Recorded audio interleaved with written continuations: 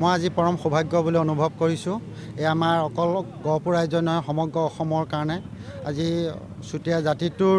যি উন্নয়নৰ কাৰণে অসম চৰকাৰে মোক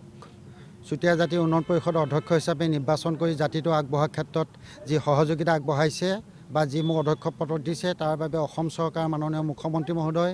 অসম চৰকাৰ বিত্ত,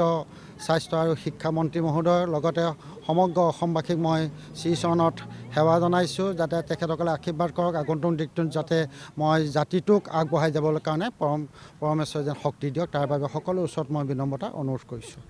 মোৰ প্ৰথম পদক্ষেপ হ'ব জাতিটোৰ যি স্বাভিমান, সেই স্বাভিমানটো ৰক্ষাৰ কাৰণে মই নিষ্ঠাৰ সহকাৰে কাম কৰি যাম বুলি মই আপোনালোকক সকলোকে আশ্বাস প্ৰদান কৰিছোঁ। আমাৰ জাতিটোৰ সকলো দিশতে প্ৰতাৰণা হৈ আহিছে আৰু এই জাতিটোক আগবঢ়াবৰ কাৰণে, অন্যান্য জাতিৰ লগত সমভাৱে আগবঢ়াবৰ কাৰণে মই যথাসাধ্য প্ৰচেষ্টা কৰিম বুলি মই আপোনালোকক নিজৰভাৱে অংগীকাৰবদ্ধ হৈছোঁ।